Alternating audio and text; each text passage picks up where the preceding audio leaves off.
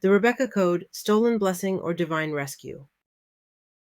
For generations, this has been preached as the great deception of Genesis: a scheming mother, a lying son, a blind father, and a stolen blessing. But the real shock is this: the blessing Isaac intended for Esau was never stolen at all. It was rescued. In the war between two seeds, Rebekah stepped in to keep the covenant from collapsing in Isaac's hands. Why did she use goatskins? Why the garments? Why does Isaac tremble when the truth comes out? Today we decode the moment everyone misunderstands, the blessing Isaac intended for Esau, and we'll see how God used Rebekah to keep the covenant from collapsing in Isaac's hands. In parts 1 and 2, we established that Rebekah carried the prophecy and that Esau legally sold his birthright. We saw that the war between Jacob and Esau began in the womb, that God himself decreed, "The elder shall serve the younger," and that Esau later confirmed that decree by despising and selling his birthright for a single meal. Jacob did not steal the status of firstborn, he acquired it by oath and price. If the birthright is the office, the blessing is the oath of installation into that office. Rebekah had lived for decades with God's oracle in her memory, watching two very different natures grow under her roof and waiting for the moment when the covenant would demand action.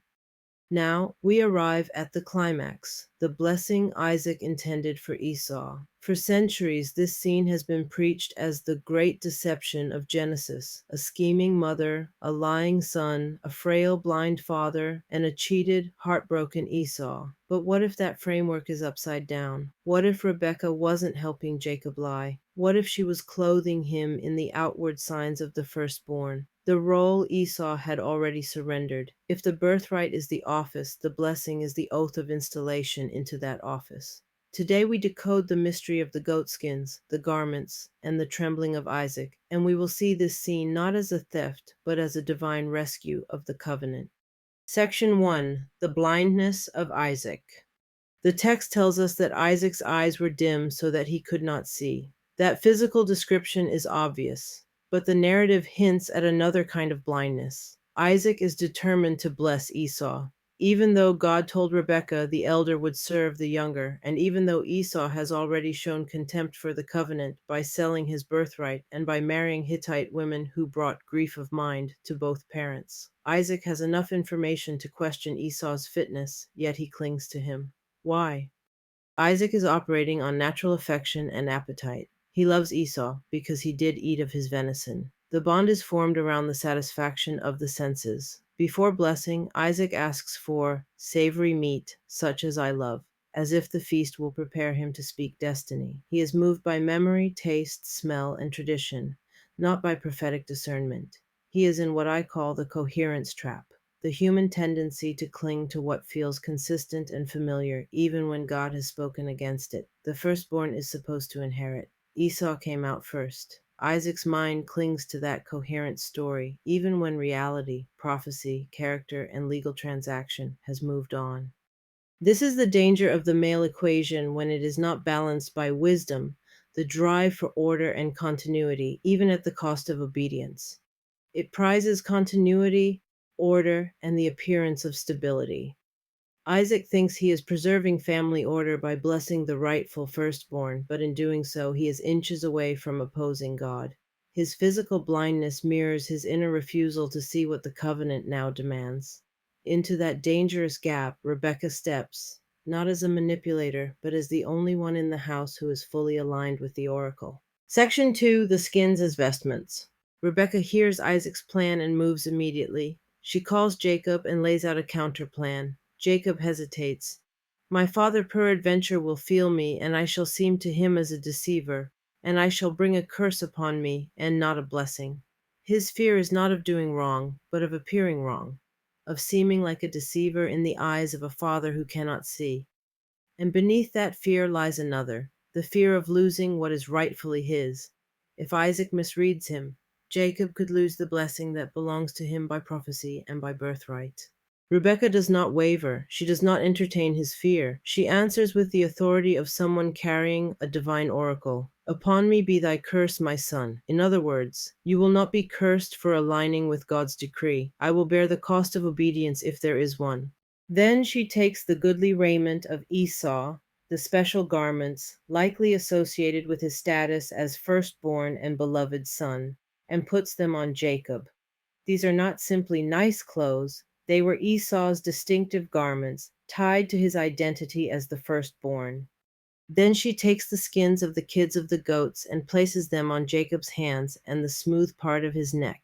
She uses the goat skins because their coarse texture would pass for Esau's distinctive hairiness, the one physical trait Isaac could still recognize by touch. The coverings remove the very risk Jacob feared. By placing these skins on Jacob, Rebekah is not merely tricking Isaac's sense of touch. She is symbolically vesting Jacob. She is taking the external sign of the firstborn, the hairiness that marked Esau from the womb, and placing that garment on the one who now holds the legal and spiritual claim. In her actions, Rebekah is doing something deliberate and meaningful. She is aligning Jacob's outward appearance with the identity he already holds by prophecy and by oath. The kitchen becomes the place where the unseen reality, Jacob as firstborn in God's eyes, is brought into visible form so that the blessing, when spoken, rests on the right head. Section 3, the voice versus the hands. When Jacob enters the tent, Isaac is immediately uneasy. He senses something is off. How is it that thou hast found it so quickly, my son? Already the timing does not match Esau's usual hunt. Jacob answers by invoking the Lord, language that fits Jacob's spiritual orientation more than Esau's. Isaac draws closer. He says, "Come near, that I may feel thee, my son, whether thou be my very son Esau or not." Here the tension crystallizes. Isaac hears one thing and feels another. The voice is Jacob's voice, but the hands are the hands of Esau. In that single sentence, the Spirit exposes the layered reality of what is happening. The voice, associated with spirit, word, prayer, and covenant consciousness, belongs to Jacob.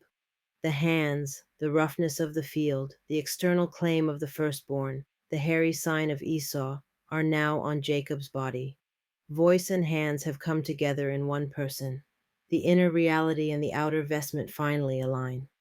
Isaac chooses to trust what he feels rather than what he hears. And here is the twist. For once, that choice brings him into agreement with God. Because of the birthright sale and the prophetic decree, the Esau identity, the office of firstborn, really does belong to Jacob now.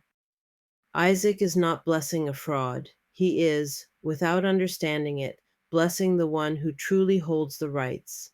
The blessing is irrevocable because it is not based on Isaac's intention, but on God's prior decision and on the legal transaction already made. Once Isaac speaks, heaven honors the structure God set up, not the sentimental plan Isaac tried to preserve. Section 4, the verdict of wisdom. When Esau returns and the truth surfaces, Isaac trembles very exceedingly. This is not an old man startled. This is a covenant bearer realizing how close he came to blessing the wrong seed. The Hebrew describes a shock of fear, a sudden realization. In that moment, his spiritual blindness breaks. The man who could not see physically finally sees what the covenant required. Without Rebekah's intervention, he would have blessed the wrong son. Esau cries out bitterly, begging for another blessing, accusing Jacob of supplanting him. But Isaac does not revoke what he has spoken. Instead, he says, "Yea, and he shall be blessed." That is the turning point. Isaac, now awakened, affirms that the blessing sits where God intended it to sit all along. He speaks over Esau a lesser, more earthly future, one of temporary dominion but eventual servitude, exactly what God foretold when he said, "The elder shall serve the younger." In speaking this, Isaac is not creating a new destiny. He is repeating and confirming the very blessing Rebekah protected. The narrative never condemns Rebekah's action. It condemns Esau's contempt. This is where the wisdom tradition steps in to give us an ancient commentary. The Wisdom of Solomon 10:10 says, "When the righteous fled from his brother's wrath, wisdom guided him in right paths, showed him the kingdom of God, and gave him knowledge of holy things." Early Jewish readers understood Jacob as the righteous and saw his journey, beginning with Rebekah's instruction to flee, as guided by wisdom. Rebekah stands as the human vessel of that wisdom, the woman endowed with divine influence upon the heart, who directs Jacob's steps, protects him from Esau's murderous rage, and positions him to receive visions, promises, and the ladder to heaven. What many pastors call deception, Scripture's wisdom tradition calls guidance. It was not mere trickery, it was divine wisdom protecting the righteous seed. Conclusion. Rebekah is not the villain of Genesis. She is the guardian of the covenant. She embodies the female equation in action, the intuitive, prophetic, corrective force that steps in when the male equation becomes blind, bound to tradition, or trapped in appetite. She saw what Isaac refused to see. She valued what Esau despised. She acted when passivity would have destroyed the line of promise.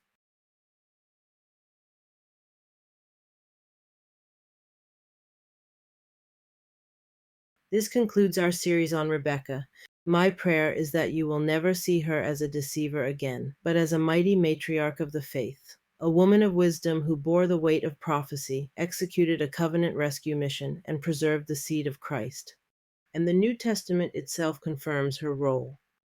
Romans 9:10-13, KJV. And not only this, but when Rebekah also had conceived by one, even by our father Isaac, for the children being not yet born, neither having done any good or evil, that the purpose of God according to election might stand, not of works, but of him that calleth. It was said unto her, The elder shall serve the younger.